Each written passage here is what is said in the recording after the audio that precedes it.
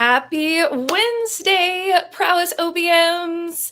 It is so great to be back. I know that y'all got a ton of value from last week's live with Aaliyah and Natalie going through Go High Level. Y'all, it's the future.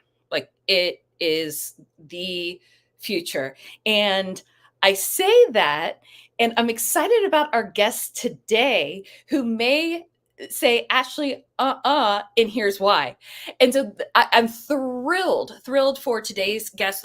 We're talking all about how to make productivity systems work for you, your brain, how you think, but then also when you're deciding which productivity and process works for your clients, how do you think about that? And that is this woman's specialty. But before we get started, quick intro question. What brought you joy yesterday? Put it in the comments. What brought you joy yesterday?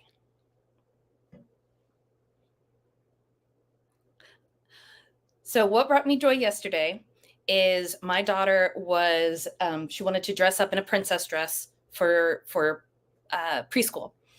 And as we were walking in, one of the dads said, well, hello, princess. Good morning. How are you? Can I get your backpack?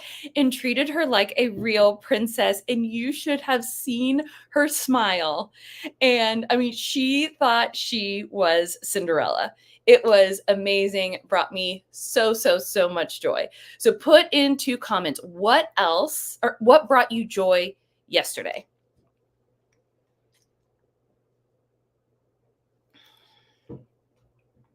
Had an intro call with a client, Heather.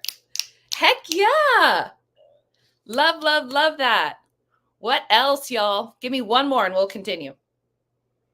What brought you joy yesterday?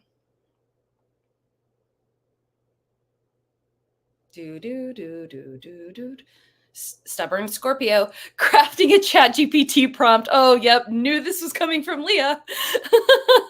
I love it. I love it. All right, getting started. I'm Ashley Connell, CEO and founder of Prowess Project. We have helped over 1,000 OBMs become OBMs and get clients. We saw the problem that there was a massive need for, we're just talking about this, capable, compassionate, brilliant ops people, and these wild visionaries couldn't find them. And so that's really what we are designing and helping you on a weekly basis. So today I am excited to bring up Karen Joy Fritz. She's a purpositivity mentor. I hope that I'm saying this right. But she will go again and explain all of this to you. Without further ado, Karen, Yay. welcome. Hi, thanks for having me. Oh, thank you. We have been so excited. So, Karen, just so everyone can have an understanding of what you do, can you explain it to us in your words? Okay, first answer, not so much. That's why I don't do marketing. Right? I have focused on what I'm good at. Yeah, I love that. Good. Zone of genius. So yeah, basically what I do is bring together a background in neuropsych and computer science. And I look at the way that entrepreneurs think, the way that their minds work, and design the systems and find the tech for them that actually is going to be supportive for them rather than a distraction. I love this so much. We talk a lot about how my brain works in spider webs. So I'll have an idea and we'll connect to another idea and connect to another idea. And then there's Leah, our COO, who her brain works in spreadsheets, and she can find all of the different things, like exactly in what row and column they all are. Whereas I'm like, well, so I love that you have made and created a business behind this. Can you give us kind of the quick and dirty of where you got started and then how you ended up in what you're doing today? It's just fascinating to me. Okay. I graduated corporate 30 years ago. So I've been doing my own shit for a long time. And I've tried so many things, and some of them worked and lots of them didn't, right? It's just like, okay, that was not the thing. Keep moving. In the around 2010, I discovered coaching. And I was like, well, this is just made for me with my neuropsych background and all this and my business experience at that point. So I went and got several coaching certifications. But the one that was the most useful to me was integral coaching, because it taught me how to look at somebody with multiple lenses. And it taught me the difference between looking at someone and looking as someone. Right? Ooh. So looking as that person, how do they see the world? How do they interact? What's the worldview that motivates them to move in the way that they move? And from there, I went into working with the Enneagram, right? So again, looking at the motivational level. Yes, I know it shows up on the behavioral level, but I want to know how people actually work. See, my belief is that each of us is supposed to be different and unique, and we are ideally designed for what we're actually here to do. We're like, the way we work, the way we think is not a mistake that we should fix or overcome. We actually want to lean into it so that we're serving our unique little piece in the overall puzzle of the world. So when I'm working with somebody, I'm constantly reinforcing that. You know, they'll say something like, "Oh, wow, you organized that Google Drive or whatever, and I could never do that." And I'm like, "Right, and you are not supposed to," right? That the edification of the client. I do this because I cannot possibly do what you do. And it's so important to my world that you do what you do. I really like that last statement, because I think it is easy to say, I'm glad that you do what you do and I do what I do, and that's what makes the world go round. But showing that that other brain is appreciated and needed is so much more, so much beyond just leaving it as you do what you do, I do what I do. I love that. That is so smart. And it helps them to feel more comfortable with me as a credible messenger for tech. Ooh. Right? Then when I come back and I say, and I actually want you to put all your tasks in the project management system, they trust me. Right? So I was doing all the coaching, and toward the end of the pandemic, I was like, I do not want to do all the things anymore. Just partly because nobody could hear it. I was like, what is the one thing that people can hear and they either know they want it or they don't? And it's, do you need to get your digital clutter under control? Do you need to be getting important shit done? Mm-hmm.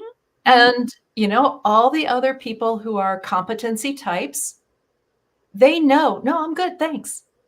I'm like, great, because I don't want to argue with you. Right. But a lot of the people who are people-y types, they're like, no, I'm a mess. Things fall through the cracks. I let people down. I hate that. I hate feeling guilty about letting people down. That's their actual motivator. They hate the feeling that happens inside of them. And so recognizing that, I was just like, great, I'm just going to do that piece and let that be enough. I'm in a position in my life now. I'm debt free. I don't need to be maximizing and optimizing and all that kind of stuff. I do a lot of digital nomad travel. None of my clients care where I am, No. right? As long as I get the thing done, they don't care. Preach. I mean, that's why probably 99% of our OBMs became OBMs so that they could work remotely and have that flexibility. So you are preaching to the choir. Yeah. So Karen, I'm curious. I want to actually talk about this in two ways. First, like with the OBM hat on and how their brain works, and I'll get into that. And then it's how do they help their clients do this, and then when to bring you in. So two different scenarios, and we'll go each one. But first, before we even get there, when you are starting to work with a client, what factors do you take into account when you are deciding what their tech stack and organization and systems should be? Okay. How long do we have? Yeah, no joke. Okay. Where are they? What are they currently working with? Are they in Google spreadsheets? Are they in their little passion planner? Right? Where are we starting? Post-it notes. Has somebody else come in and built out an enormous system that they're afraid to even go into? So it's just like shelfware. Yep. So that, where do they want to go? Mm. I find that one of the most productive things to position for somebody is, do you want to be able to sell this business?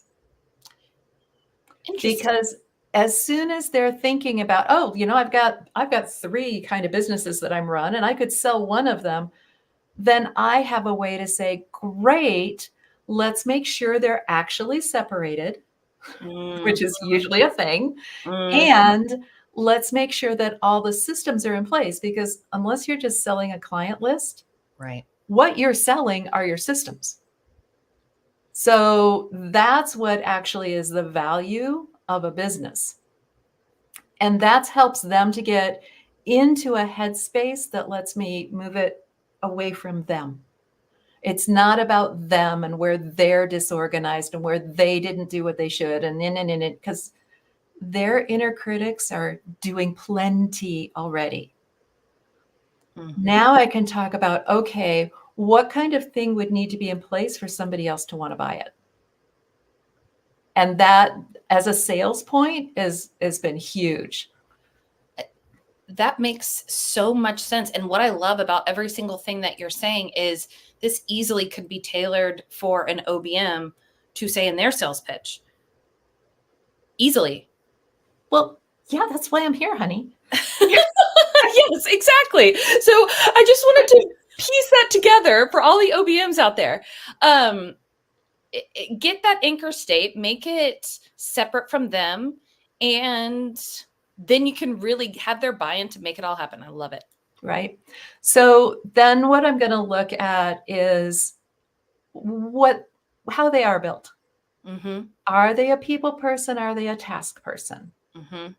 Are they introvert, extrovert, right brain, left brain, the multiple intelligences that Howard Gardner does, the integral quadrants, all the things? Not one of them gives me the answer. Right? Mm-hmm. It's a matter of, like, as I'm doing my intake, which is like an hour and a half. Sure. And subtly includes an Enneagram typing interview, and like all these things are built in.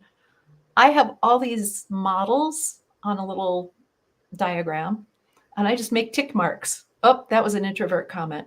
Oh, that was a right brain comment. Oh, that's a people-y thing. That was another people-y thing. Look at this. It looks like they're a people-y person. And then as I'm going through it at the end, I can reflect back to them. Based on what you've told me, this is how I see you. And here's what I suspect is actually underneath your, I feel so disorganized, right? You have a learning style where you're highly visual And if something's not out on the desktop, you forget about it. So you tend to leave everything out and visible all the time. And they're like, oh, can you see my desk on the screen? Yeah. Right. Again, what I'm doing is edification. I want them to feel good about how they're designed, but I also want them to feel seen. Mm-hmm. Right? I want them to feel like, oh, she gets me. So when she tells me to do something, I'll do it. Right? Yeah. And the reason it's important is because for so many of the people that I want to work with, I represent the area that they don't want to deal with. Totally. I am that cave that they fear to enter. And so by working with me, what I know is, yes, we're going to get the systems in place. Like that's just the candy. Yeah. What we're also going to do is build this person's confidence that they have mastered everything they need to know about this system. Ooh. Right? If they need to know how to get into their admin portal, Mm-hmm. then by golly, we're going to have sessions where I let them see me curse at it. Mm-hmm. Like, it's not just you, honey. This is not the way this shit's supposed to work. That is so reassuring. Totally. Right? We're going to have sessions where they go in and they muck it up and we go, and without any drama on my part. Yeah, no, see, that didn't work like that. Let's back up 2 steps, do it again. And what I'm doing is building their confidence in them. Yes, it's so true. And I also really liked that you said you go over what they need to know. Yeah. Oh God, yeah. I think one trap that I see that OBMs fall into sometimes is they're so excited. They're so excited about all of the whiz bang automations and it's so cool and this is how it all works and amazing. And then the client's like, ah. Oh my God. Well, what do I even do? Where do I even get started? Right. I have a second document for that. So I have a user's guide, right, kind of thing for the client and, the SOP and all that. But it's really written like, point here, click this, type that stuff. But then I have another document that I call the design doc. And this is from my computer science days. These are the automations I created. These are the custom fields I created. This is how it links into Zapier, whatever, so that if I come back in a year, I don't have to remember things because, gray hair. And if I'm handing it off to someone else, which is my goal always, they're going to understand the way it's built so they can just hop in and go, oh, well, I just need to add this up here and it'll all tie together. I really, really like that a lot. I've never thought about that. We internally at Prowess, we were talking about SOPs this morning, and I think that may be how we need to think about it. Leah, is the SOPs and then can you say design doc? Yeah. Yeah. That makes perfect sense. I love that idea. And for me, right, so this is the part 2, the OBMs of how to maximize your productivity and your skills. There are certain times of the day when I am not feeling very creative, right? There is times of the days when I just want to get in there and the automations and this hooks to that and the database and all that stuff. That's awesome. There are other times it's 1 o'clock in the afternoon, 4 o'clock in the afternoon. I have to do something useful, but all I can do is something that's pretty straightforward. Great time to go and document custom fields. Don't use your best time for it. It's filler. Totally. Oh, I love how you're thinking about it even in time, like what your best time or most productive time is. So good. It's so good. I hit that while I was still back at corporate.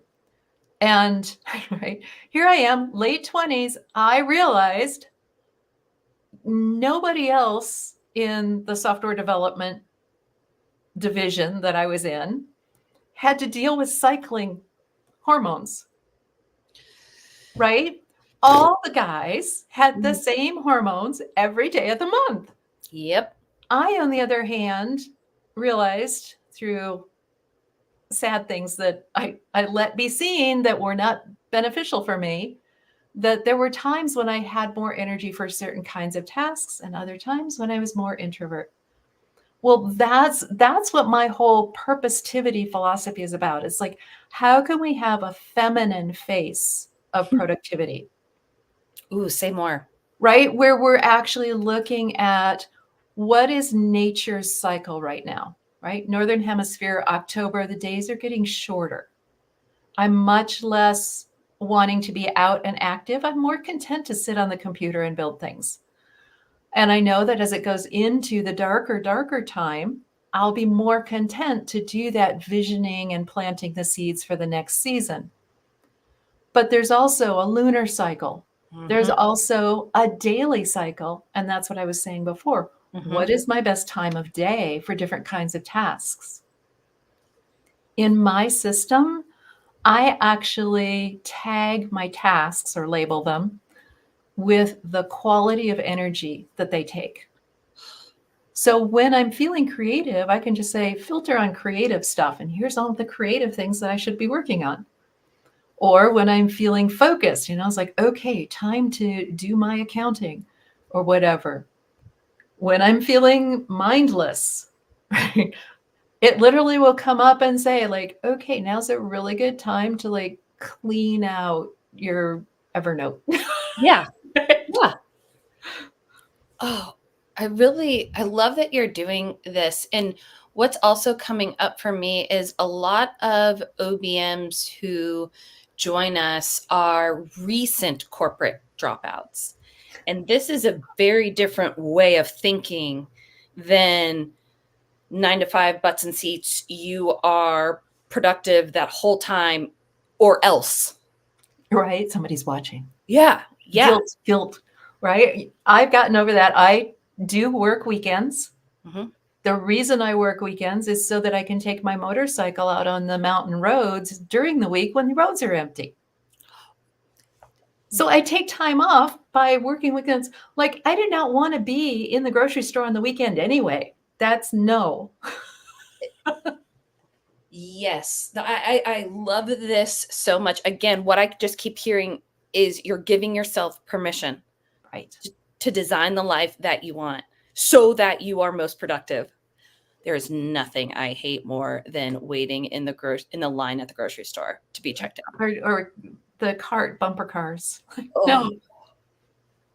So. Oh, the side eyes I was getting last night in Trader Joe's with my 3-year-old. I mean, cut deep. So, yes.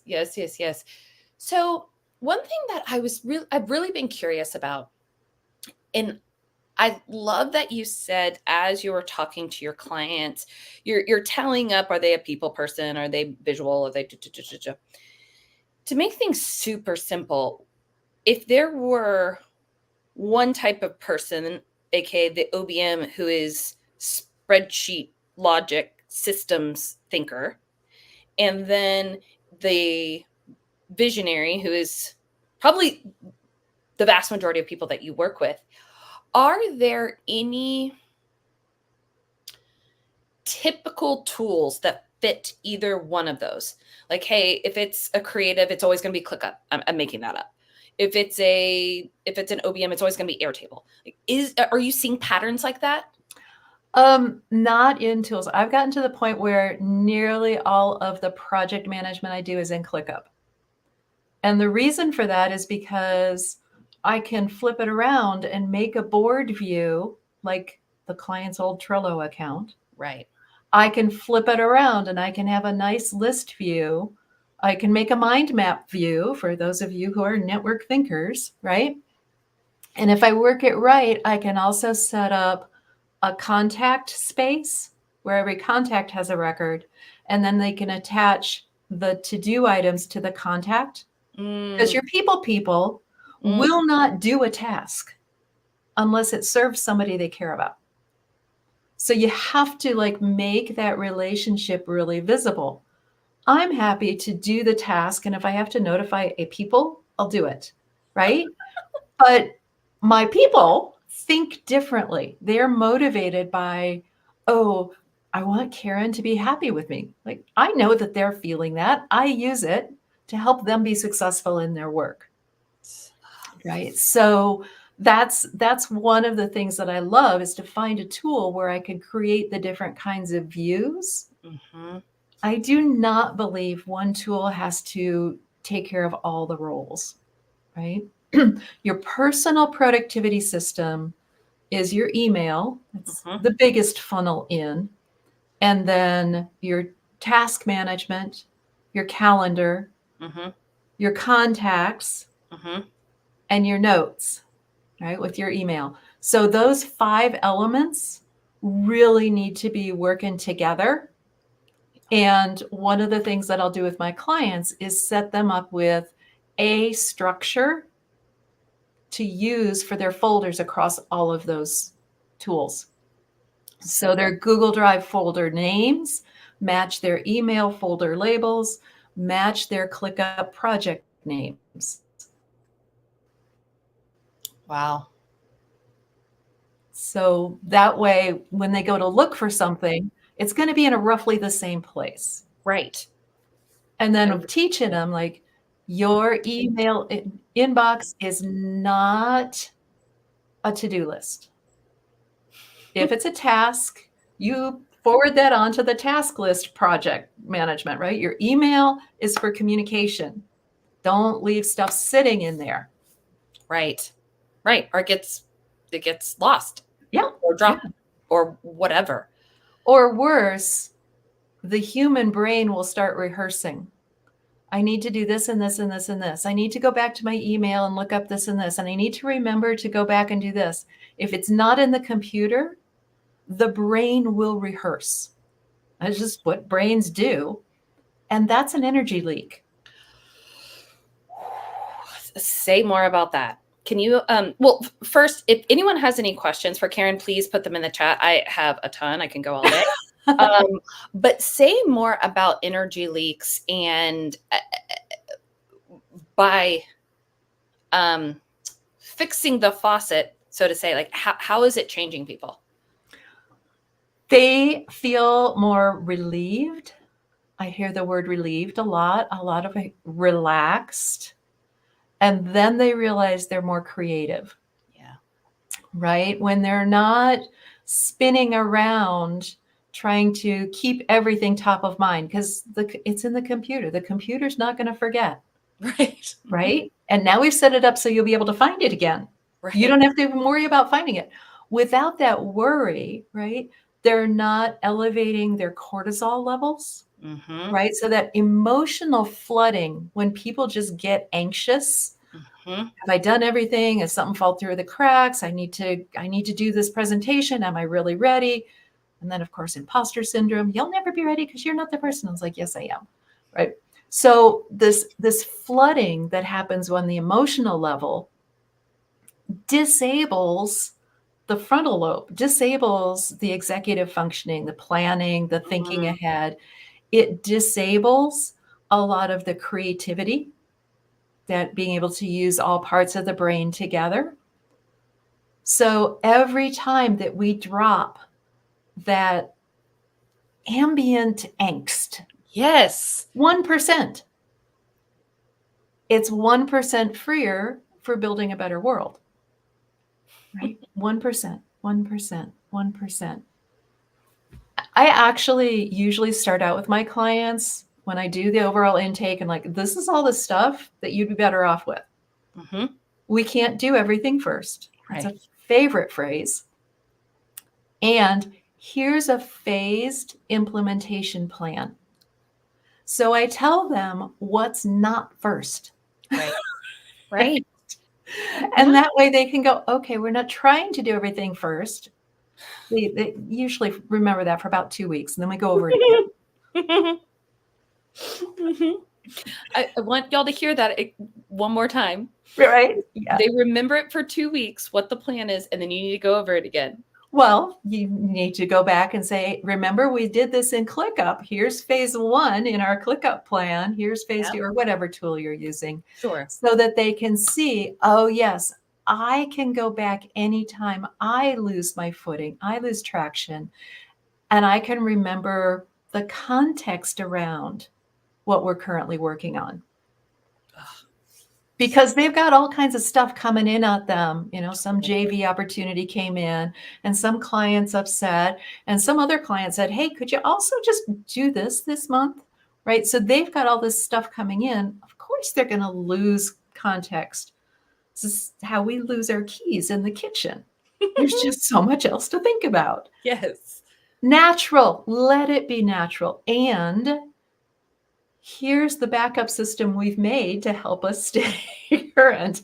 Right? Yes. I really like that. And I also like that you're normalizing the 2-week reminder, really. Right. I think that it's really important. Oh, and how did you say it so beautifully? Like, to experience people as themselves, not at them. Could you say rather than looking at them? At them. Right? Oh, I see that this is an Enneagram type 2, and I see that this person's an introvert, and I see that this person is, right? All these labels. Right. To be able to put all that together and look as them. Look as them and say, okay, when I am looking as this person, what is most important in my life? What is it that really lets me know whether I'm safe or not? What is it that lets me know whether I've made a difference or not? Mm-hmm. Right. And sometimes asking those kinds of questions, right? What is the better world that you want to live in? Totally. Sometimes they can answer it. Sometimes they can't. Sometimes they give bits and pieces. But I want them to know that that's my agenda for them. My agenda is not to fix your Google Drive. Right. It's not really to go in and do your DChems and your SPFs and all that. It's you have a message that the world needs to hear. I want to make sure your emails land where they need to land. It is so brilliant. And we say over and over again, what makes a good, what is different from a good OBM and a great OBM is that EQ, is that empathy, is that, is being able to put yourself in your client's shoes, because they can feel that. Oftentimes these visionaries are people. Right. Oftentimes they're very intuitive. It's much more about energy and vibe than it is what you say even. And they're going to be able to feel it. Right. And I know I am with them at their most vulnerable. Totally. They know they suck at this stuff. Yes. They know, and they'll tell me and they'll apologize for it. And I normalize that. You know what the truth is? I only work with people who don't know how to do tech. That's not a special qualification. Right. It's true. We get that a lot. Like, as an OBM, you are going in and cleaning up everything. And it's especially vulnerable when it is a coach or a consultant who does business. And then they're like, oh, come in the back and it's a disaster. And so you do need to be thinking, hey, how are they going to how are they thinking about this? What are they thinking? What do they really want? I really, really, really love that. Love it. Just straight up with them. And I just tell them, I am domestically challenged. You do not want to see my kitchen. There you go. Like, not everybody's good at everything. Totally. Oh, totally. So is there, once you get their tech stack sorted out in a way that works for them, what is the next challenge that they are trying to overcome in an operations standpoint?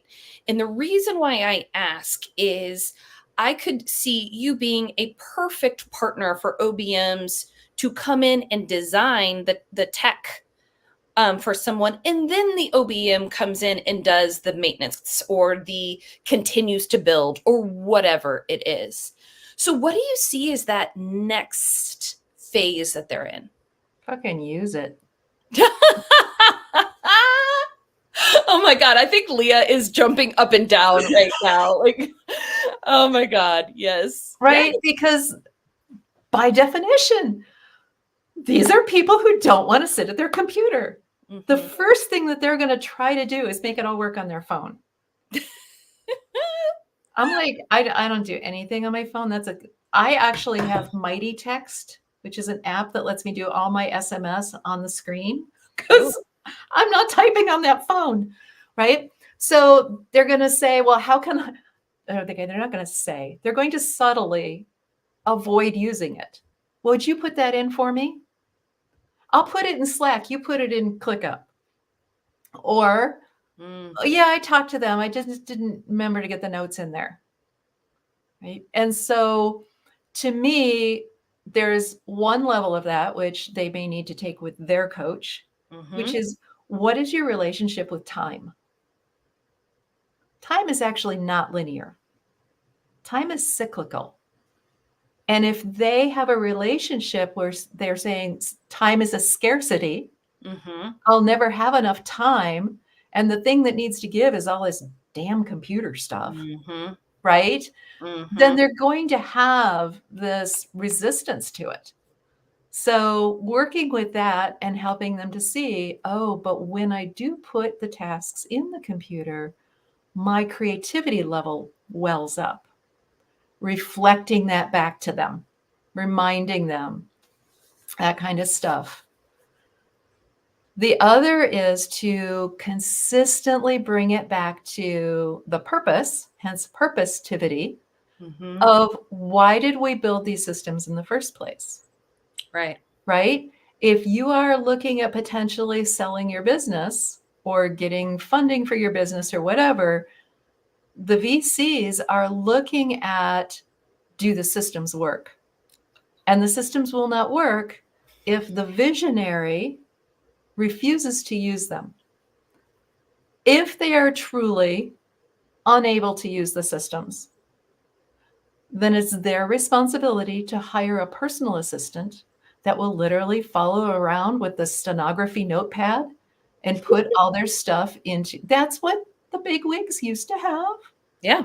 Right? That was a job. And they can either put the stuff in the systems and use the systems, or hire somebody to do that and pay them out of profits to be able to do the thing the visionary could have been doing. Right? So yes, there's that sense of, okay, the system is built and the system could work for the visionary. If you're working for multiple teams, yeah, you got to look at how everybody wants to work with it. Totally. But there is that stage of, but it's new. Yeah. It's whiny. I don't wanna. Yep. Right? Yep. And you give them the cookies. Just give them the cookie. Oh, look, you did that. Damn, you did that without me even asking you. Oh God, I love it when I come in and my work is so clear because you've put it all in there for me. I am so excited to work with you. Oh my gosh, this is so good. Yes. I mean, but you're right. You're right. Let them please you. Yes. Right? That's and it also it elevates the vibe of the whole team. Totally. Right? And Totally. yeah, it makes everybody's job easier. And sometimes the visionary doesn't quite get that. Yeah. Then you're going to come into the phase of, well, this is actually pretty good. It kind of works. So there's that skepticism thing that comes through. And can you make it do this? Can you make it do that? Right? And then they're coming back for you to do bite-sized pieces. Yes. So that is earning your maintenance contract. Right. Right? That at that point, you have the longevity with the client, so you don't have to be replacing them all the time. Absolutely. Because ask me why that matters. We all know why that matters. Yes, right? we know why that matters. I trained that client. Can I just keep it? Yeah. Yeah. Yeah. And I am never going to go in there and I have never used Zapier in my entire life. And that is how our company is built, is off of Zapier. And I am never going to learn how to go do that just because my brain just doesn't do that. So I feel like that is how a lot of the visionaries are, is just, we're never going to do it. We're going to hire someone to. And so OBMs remember that and tie that into a maintenance part of the contract. It's so good. It's so good. Yeah. We did have one question. Karen, do you think there's also another step in there to reassess the system design, as it may not be quite right? Oh, of course.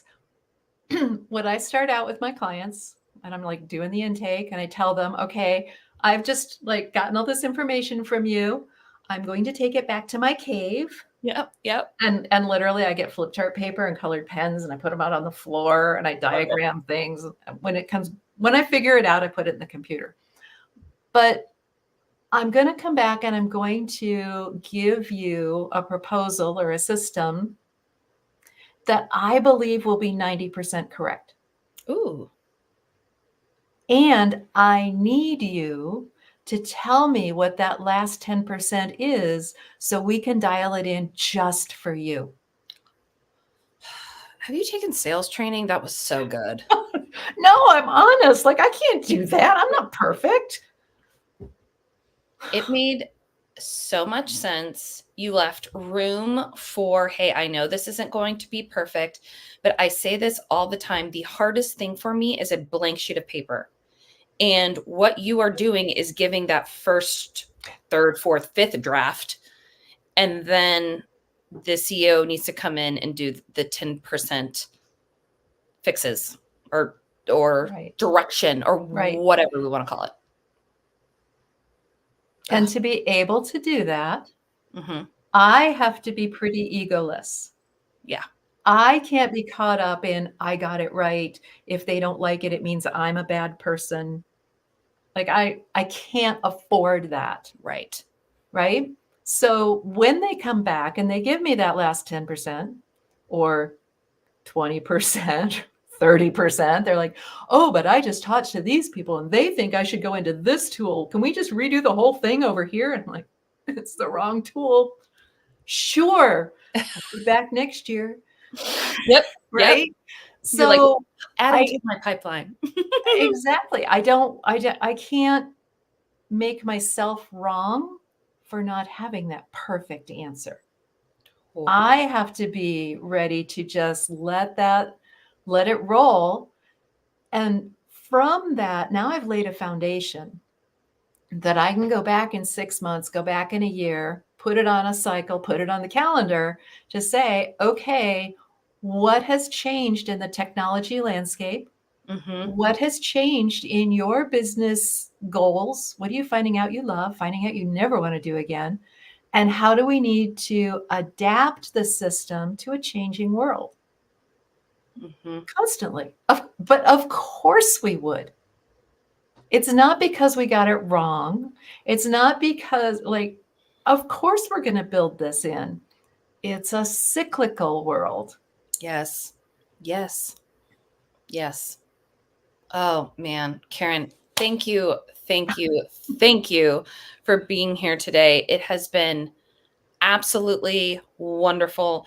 Y'all, if you want to connect with Karen, we will put the links in the chat and then, of course, in the show notes. Karen, is there anything that you would like to leave this group with? Oh, and y'all check out her book. The book, Purpositivity. This group to me represents the foundation of the next economy. As the corporate dinosaurs die out and that level of mega organization no longer fits in a world where the workers are looking for meaning. The workers aren't looking for that 40-40-40 plan, right? That means more and more people are going to be wanting to have their own business. Yes. And they're going to come up with the coolest shit, right? Totally. There's going to be this invention and this way of promoting things and this just for this group of people and all this.